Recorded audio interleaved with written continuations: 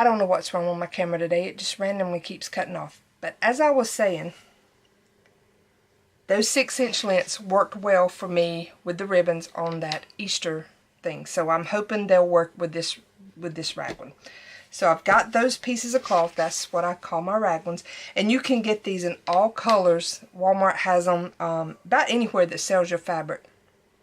That you can get either they're strips like this or they're rolled up into a round ball about that size. You know, just all of this is in one big round clump.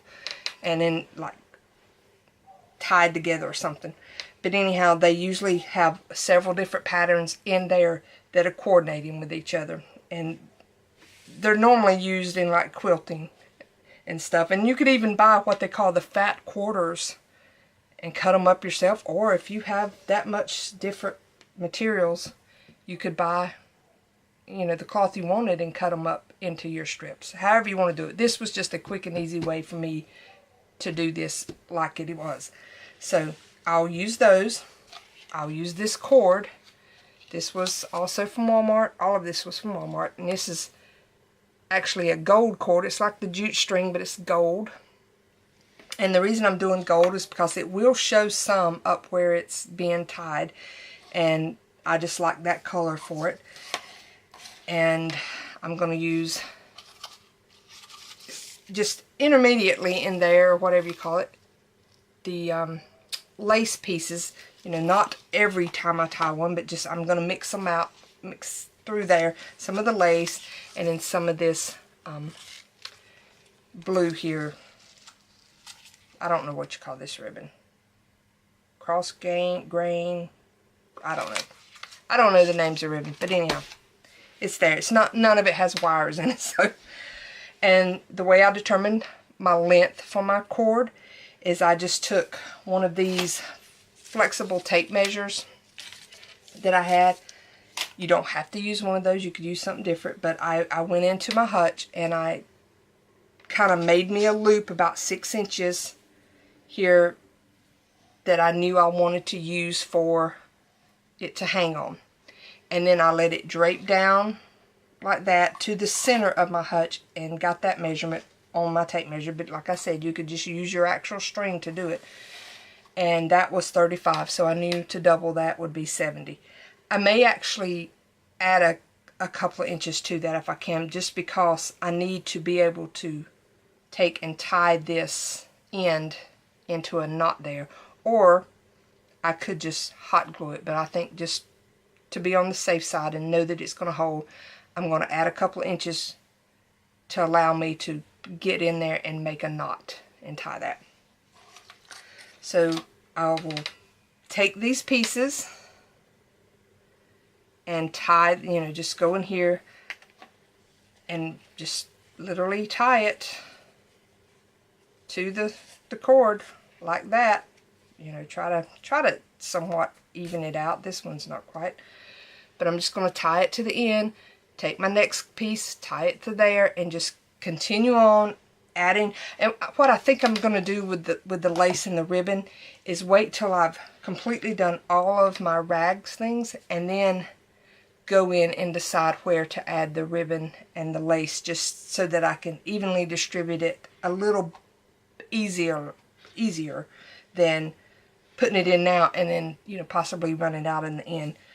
So that's how I'm going to do that. And when I get through, I will show you what it looks like hanging. So keep watching. Okay, here is what the garland looks like finished. I know I still have to redecorate my hutch here. And I'm going to put probably a lot of my milk glass out, some of my blue and white dishes. And when I get that finished, you'll see it all tie in together. And that's why I went with this blue and white. Sorry for that glare there. But I love the way it turned out. It does have, you know, the edges have some fraying on it and everything. But I'm very pleased with it.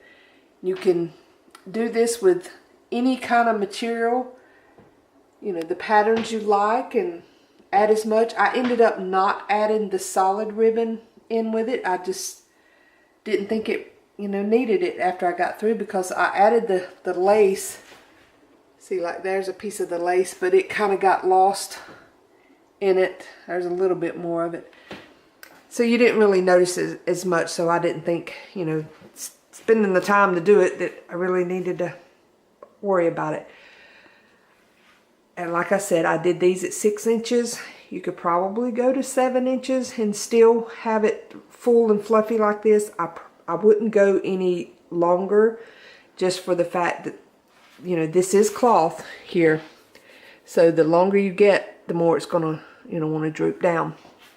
And I like that look.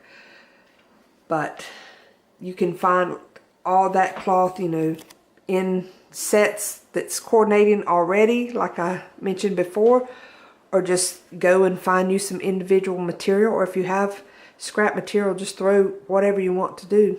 These are about 1.5 inches or 1.25 inches wide strips and 6 inches long, and just tie them on the string, and that is it. So I hope y'all enjoyed it. If you haven't subscribed to my channel, please do so. Hit that notification bell and you'll get notified each time I upload.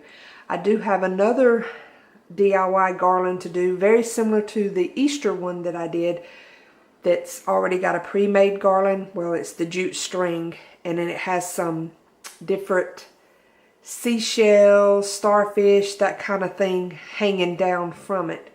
And then I'm going to fill in between them with cut ribbon like I did on the Easter one. So I will show y'all that also, but here's the finish on this one, and I hope y'all have a very blessed day. Bye.